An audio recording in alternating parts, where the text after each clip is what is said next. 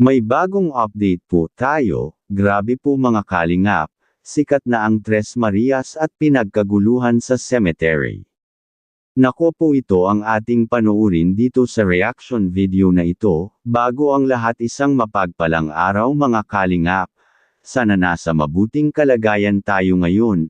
Pakiusap lang kung maaari patapusin muna ang video na ito para malaman kung ano ba talaga ang nilalaman nito bago po tayo magkomento mga kalingap. Maraming salamat po sa inyong patuloy na pagsuporta sa amin, lalo na po sa ama ng kalingap na si Kuya Val Santos Matubang, anak nito na si Kalingap Rob Jack Tapia at Ate Edna Vlogs para mas marami pa ang matulungan ng mga kababayan nating mahirap, lalo na po sa mga bagong na-scout ng Team Kalingap. At kung bago ka pa lang sa channel na ito baka pwede pakisuportahan naman at huwag kalimutan mag-like, comment and subscribe sa channel na ito, para palagi po tayong updated sa mga videong ina-upload ng Kalingap. Paumanhin kung may hindi kayo nagustuhan sa vlog na ito, panoorin po natin mga Kalingap ang videong ito.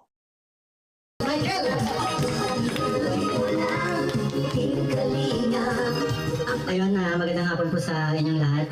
Una sa lahat po, gusto ko lang congratulate ang pamilya ni Nanay Luningning dahil sa dito sa bagong nilang bahay na nagmula sa Team Kalinga po. Congratulations po.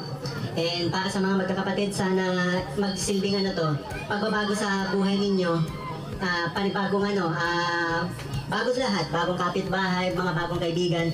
Sana magsimula ito para sa pagbabago ninyo na ito, yung pagiging tahimik nila ay mapalitan ng pagiging masiyahin na palagi. Kasi isa ko sa mga unang beses na nakasama ako sa Team Kalingap ay vlog ni Kalingap Rob dito sa Tres Marias. And nakikita ko naman yung unti-unting pagbabago nila na dati talaga halos hindi mo makausap pero ngayon, di ba? Nag-response sila. Kanina kinakausap ko si Chris. Sumasagot naman kaya yun, sana itong pagtira nyo dito at sana itong pagtira nyo dito, tapos may mga bagong kayong kaibigan, sana yun, magsilbing pagbabago na to sa buhay ninyo. And para sa Team Kalinga po, gusto ko lang din i-congratulate po para sa panibagong achievement dahil sa ito pang 260 pabahay na po na nagawa ng Team Kalinga. And maraming salamat po kay Kuya Val Santos Matubang, Ate Edna, and Kalinga Prab po at sa lahat ng bumubuo ng Team Kalinga po. Congratulations po sa ating lahat. List natin sa ating pong ribbon cutting. Huwagin natin saglit. Si Romeo. It's good to be back po. Maraming salamat po sa Team Kalingap at may pabahay na po sila. Yan. Tres Marias. Tres Marias, kayo naman. Ayun, maganda ang ating panahon ngayon para ganapin itong pagkakataon at araw na ito para i-blessing sa kanilang bahay. Ayun lang po. Salamat po. Okay, salamat po kay Romeo. Kaya po mensahe po. At syempre po sa ating pong special number muna. Huwag natin si Krista. Yun, Krista. Kaya si Krista sa special number po. May speaker na isa. Ako po ihalyo. Para sa ating lahat.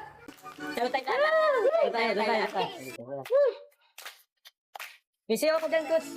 Papasasara sa pagpili natin.